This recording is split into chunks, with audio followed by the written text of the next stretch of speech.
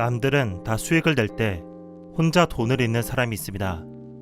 다음 3가지 실수 때문이죠. 1. 돈을 돈이라고 생각하지 않아서. 현실에서는 만원 한 장 함부로 쓰지 않지만 주식 계좌에 돈이 들어가는 순간 몇십만원 손해 정도는 대수롭지 않게 넘어갑니다. 2. 정보에 1차원적으로 반응해서. 새로운 정보가 나왔을 때 고수는 그 정보에 반응하는 사람들의 반응을 예측합니다. 한 단계 더 들어가서 그렇게 움직이는 고수의 반응을 예측해 움직일 수도 있죠. 반면 하수는 정보에 1차원적으로 반응하거나 혼자 10단계를 파고들며 공상소설을 씁니다.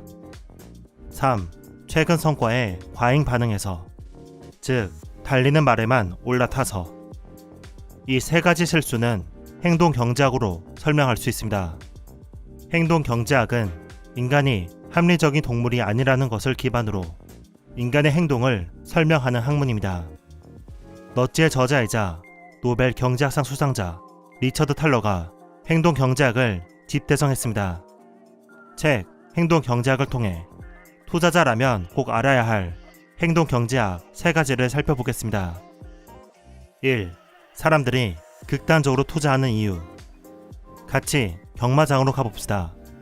경마장은 사람들이 베팅한 전체 금액 중 약 17%를 수수료로 가져갑니다. 매 경기 사람들은 평균 17%의 손해를 입게 되죠. 따라서 그날의 마지막 경주가 시작될 무렵 대부분의 사람이 적자를 기록할 것입니다. 손해를 본 사람들은 마지막 베팅에서 어떻게 행동할까요? 큰 한 방을 노립니다. 우승 가능성이 거의 없는 말을 골라서 이겼을 때 크게 돈을 따려고 합니다.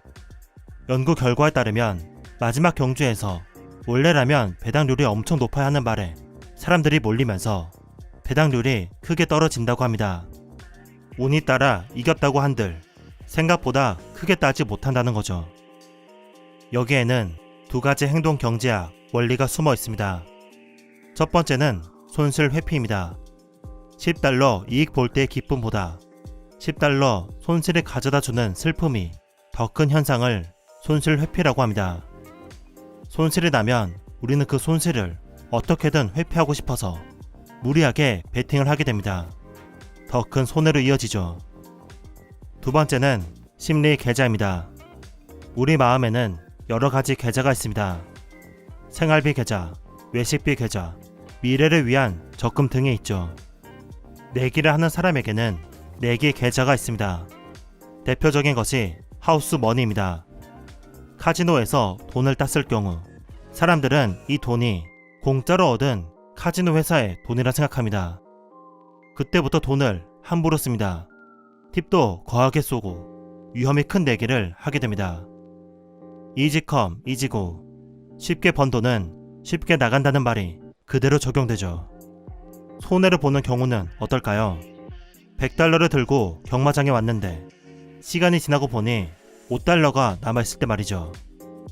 우리가 합리적인 사람이라면 $5를 다른 곳에 투자하거나 저녁을 사 먹을 수 있습니다.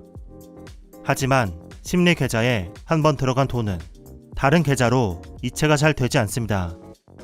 그래서 우리는 내기 계좌 안에서 $5를 $100로 만들기 위해 가능성이 2%도 되지 않는 말에 남은 돈을 다 겁니다. 빈털터리로 집에 돌아가게 되죠. 돈을 잃었을 때 본전을 만회하려는 성향은 투자 전문가에서도 발견할 수 있습니다. 펀드 매니저는 자신이 관리하는 펀드의 수익률이 시장 수익률보다 한참 밑돌고 있으면 그해 마지막 분기에 더 큰 위험을 감수하려 듭니다.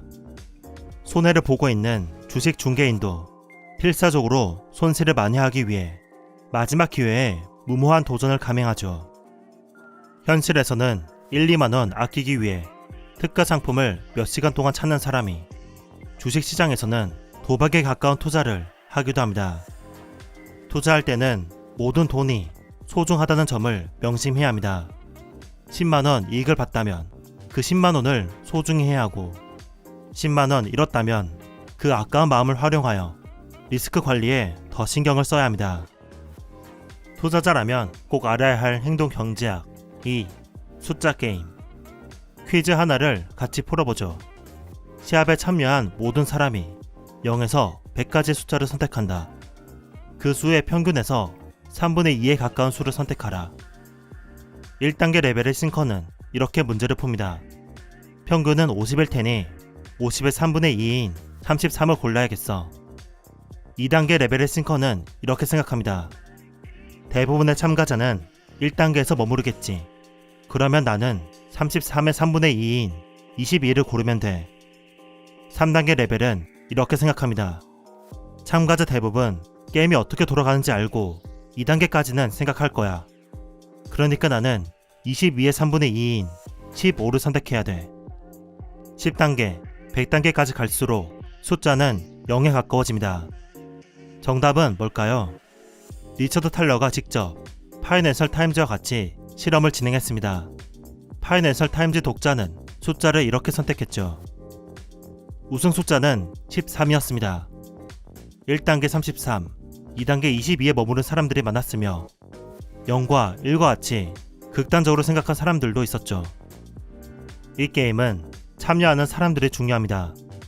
동네 술집에서 술을 진탕 마신 사람들을 대상으로 게임을 했다면 정답은 1단계인 33에 가까웠을 겁니다.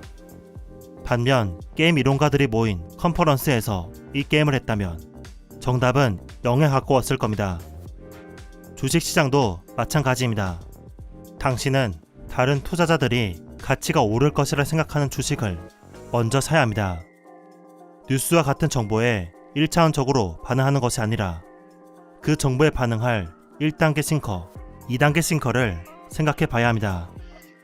그렇다고 혼자 10단계까지 예측하면 그건 예측이 아니라 소설에 가까울 것입니다. 투자자라면 꼭 알아야 할 행동 경제학 3. 과잉 반응. 여기 최근 5년간 실적이 좋은 기업이 있습니다. 승자라고 해보죠. 반대로 최근 5년간 실적이 좋지 않은 기업을 패자라고 해봅시다. 주가는 최근의 실적을 반영하여 승자의 주가는 높아졌을 거고 패자의 주가는 낮아졌을 겁니다. 문제는 사람들이 과잉 반응한다는 것입니다. 승자의 주식에 모든 사람들이 환호하여 가격이 지나치게 상승하고 패자의 주식은 과도하게 비관적인 전망이 나와 지나치게 하락합니다. 저자가 직접 포트폴리오를 구성하여 관찰한 결과 패자 그룹은 이후 5년간 시장 전체보다 30% 더 좋은 성적을 냈습니다. 반면 승자 그룹은 시장 전체보다 약 10% 부진한 성적을 냈죠.